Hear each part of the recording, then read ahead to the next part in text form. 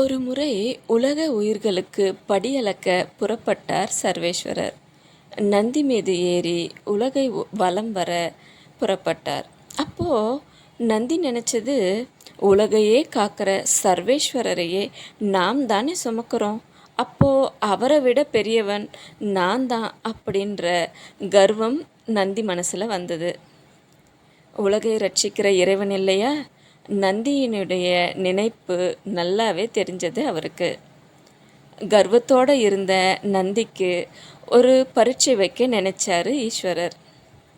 தன் ஜடாமுடியில் இருந்து ஒரு முடியை எடுத்து நந்தி மீது வச்சுட்டு இவர் இறங்கிட்டாரு. கொஞ்ச நேரத்துக்கெல்லாம் கணம் தாங்க முடியாத நந்திகேஸ்வரர், எனக்கேன் இந்த நிலை இறைவா அப்படின்னு இறைவனை பார்க்கறது போல் பார்த்தது. அப்போது இறைவன் சொன்னார், உன் நிலையை நீ உணரணுன்றதுக்காகத்தான் உனக்கு இந்த பரீட்சையை வச்சேன் அப்படின்னு சொன்னார்.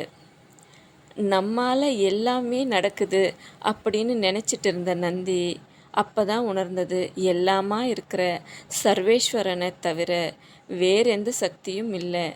அவர் அசைவனாலேயே இந்த உலக உயிர்கள் எல்லாம் வாழுது அப்படிங்கிறத உணர்ந்த நந்தி அவரிடத்துல மண்டியிட்டு மன்னிப்பு கேட்டுக்குச்சு. உன் நிலையை நீ உணரணும் அப்படிங்கிறதுக்காகத்தான் உனக்கு இந்த பரீட்சையை வச்சேன் அப்படின்னு சர்வேஸ்வரர் சொல்லி நந்தியை மன்னிச்சிட்டாரு. அன்றிலிருந்து இன்று வரை நந்தி தன் நிலையை உணர்ந்து சர்வேஸ்வரன் அன்றி ஒரு அணுவும் அசையாது அப்படிங்கிற நினைவோட அவர் வாகனமாக வாழ்ந்துட்டு வருது.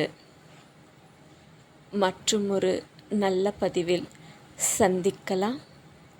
நன்றி.